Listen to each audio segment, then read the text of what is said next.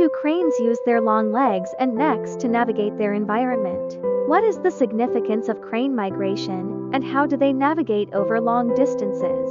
How do cranes communicate with each other through vocalizations and body language? What are the primary species of cranes, and how do they differ from one another? Describe the typical habitat of cranes and how they adapt to different environments. How do cranes use their habitat for feeding and nesting? What is the courtship behavior of cranes, and how do they attract mates? How do cranes care for their young, and what is their parental behavior like?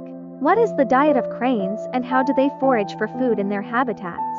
What role do cranes play in their ecosystems, particularly in wetland areas? How do cranes interact with other species in their habitats, such as other birds or mammals? What are the primary threats to crane populations worldwide? How do cranes help in maintaining the ecological balance of their environment? Describe the migration patterns of cranes, focusing on the species that travel the farthest. What are the primary predators of crane chicks, and how do they protect their nests? How do cranes build their nests, and where are they typically located?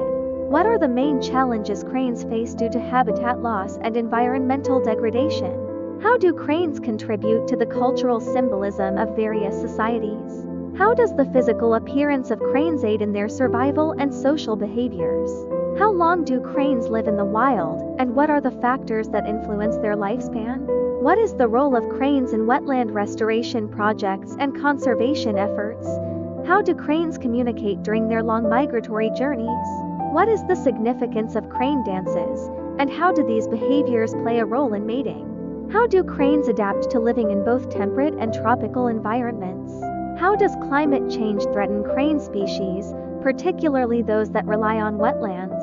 How do cranes contribute to the economy and tourism in areas where they are found? How do cranes' long wings and legs help them during flight and in foraging for food?